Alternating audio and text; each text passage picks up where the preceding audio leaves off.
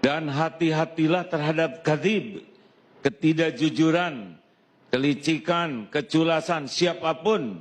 Karena dari ketidakjujuran yahdi ilal fujur, akan mengantarkan kepada berbagai jenis kejahatan, dan dari sana yahdi ilan nar. Jadi rute kalau bangsa ini mau jadi baik, salah satu faktor kuncinya adalah kejujuran. Kalau orang sudah tidak jujur, siapapun, kalau dia punya jabatan skala apapun, maka pikirannya adalah memanfaatkan apa yang dia pegang untuk kepentingan dirinya. Ini sudah jadi masalah.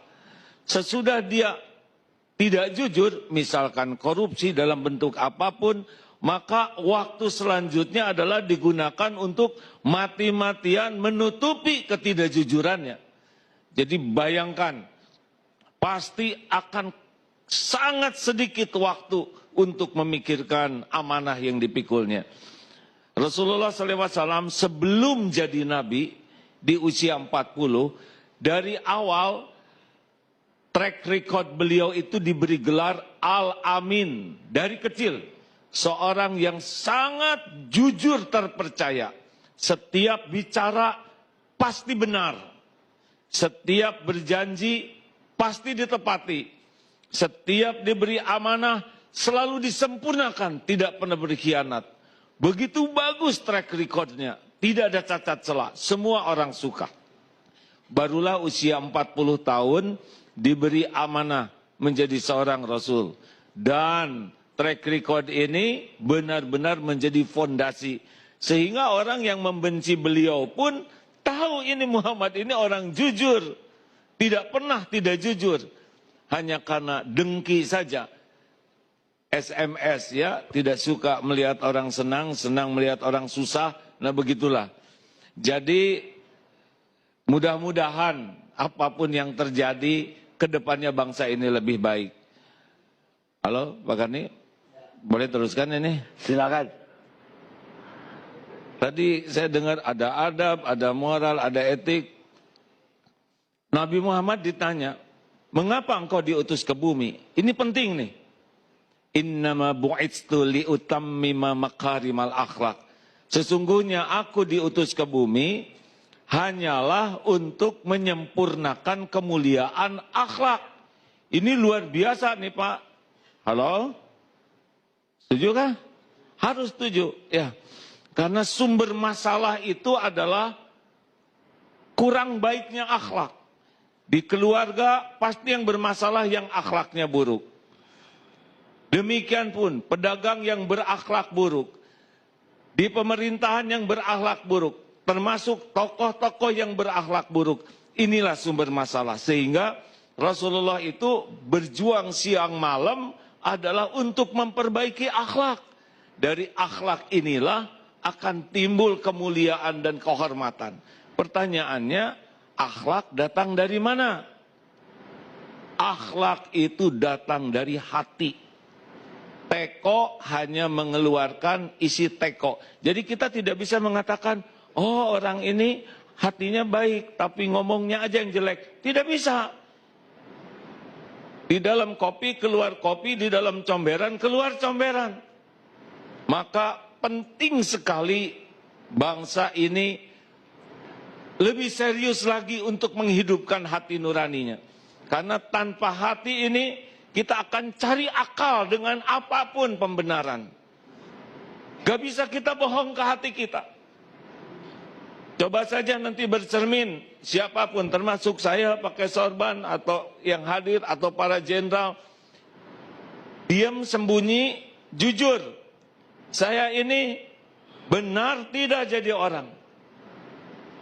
Ini casing yang saya pakai ini, kelakuan saya cocok tidak dengan casing ini. Jangan-jangan pakai casing segala dipakai, segala hebat, padahal isinya pencuri, maling, merampok, dan berbagai pezina. Betapa banyak orang yang dihormati, padahal isinya jauh sekali dari kehormatan. Kita ini sekarang dihargai orang lain bukan karena mulia, karena Allah masih menutupi aib, dosa, maksiat, kehinaan, Kalau dibuka saja, kita nggak akan pernah punya pejabat satupun, termasuk yang ceramah ini pun kalau dibuka, bubar. Oleh karena itu, perlu keberanian orang-orang Indonesia, terutama para pentolannya, para elit yang ditakdirkan, diuji, tampil, manggung, benar-benar berani jujur.